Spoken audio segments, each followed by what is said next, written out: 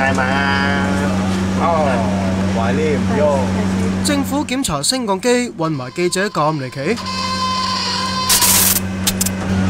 同我嗰個熱氣啊，韞住啊！你睇幾尷尬。話說成班記者跟住信科嘅人帶機電處人員去觀塘工業中心巡視佢哋保養啲 lift 嗰陣，親身感受到間公司嘅水平。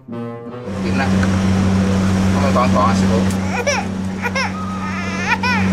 大家都係揾喺架 lift 嗰度喎。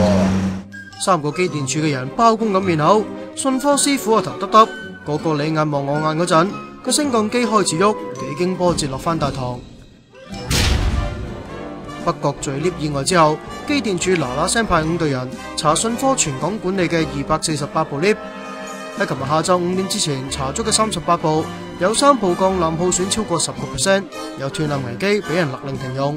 消息話其中一部喺前日出事嘅豐富商場，另外2部喺觀塘區。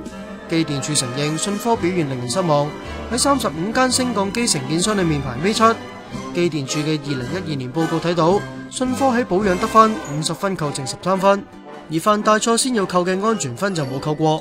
再望落去保養捧蛋嗰間，安全得分一樣係50，依然可以繼續接 job。佢唔係唔知道危險啊，我就因為見微知著咯。你既然你嗰個保養都做得唔好咯，你安全方面咧就即係夾硬頂上去嘅啫。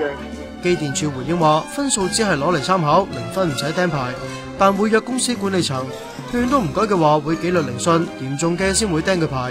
有業界批評扣分制，經已係名存實亡添啊！